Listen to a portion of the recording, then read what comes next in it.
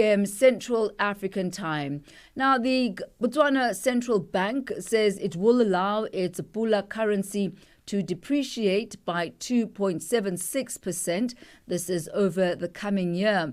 This is in an effort to enhance the competitiveness of domestic goods and services, and also to help protect foreign exchange reserves, which have shrunk steadily since the year 2018, reaching a now record low of 5.2 months imports cover in February.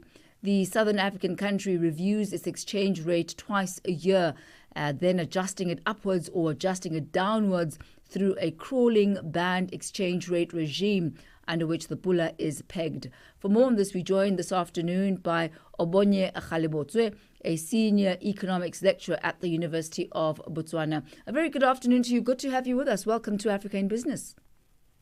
Good afternoon, and thank you for having me. So, Botswana's central bank has announced that the Pula will depreciate by 2.76% over the next year, and this is up from the previous 1.51%. What are the factors that justify this accelerated depreciation strategy? Thank you so very much. If you would know, the Botswana economy has not been doing very well. For instance, in 2024, it contracted by around 3%. And again, this year is expected to contract by another 0.4%.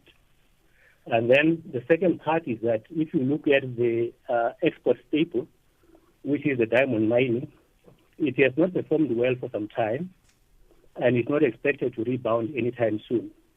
Then the third factor that has led to this decision is that when you look at the mining sector, it too has recorded low growth rates, which to me is a reflection of its reliance on the mining sector as well as on the government. And then the fourth part is that the imports on the other side have been on the rise and are expected to continue on this trajectory. And if you take this as a collective, you find that the country recorded a trade deficit since September 2023. And the combination of slow economic growth, low export revenues, increase in imports, tend to put a downward pressure on the domestic currency. And the current exchange regime is such that the value of the Pula is determined not by the market forces of demand and supply, but rather it is determined by the government. So they have been putting it at a certain rate, but now with the foreign exchange reserves decreasing significantly over the last 3 years, this makes the exchange rate policy intervention unsustainable. And it is for that reason that the government has decided that they could step in and allow it to depreciate by more than they've allowed it in the past.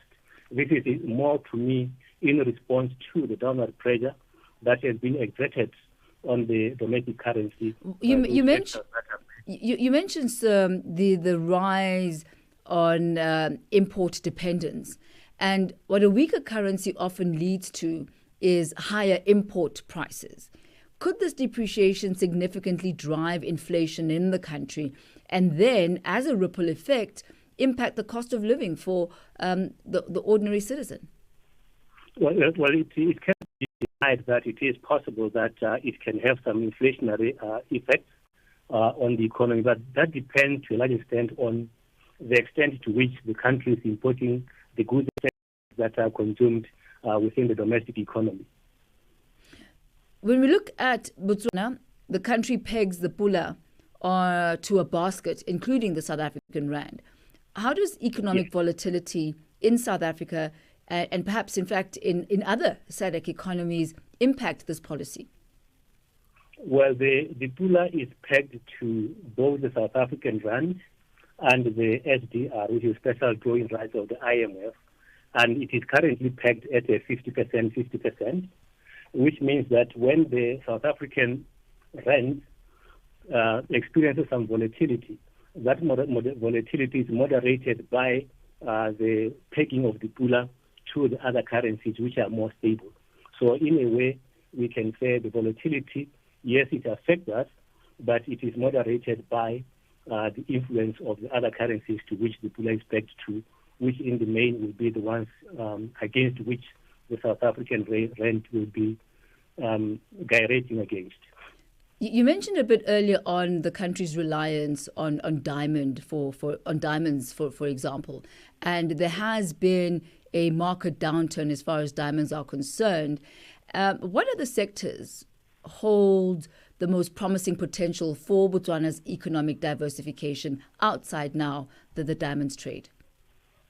We have the tourism industry, which is the second largest foreign exchange earner.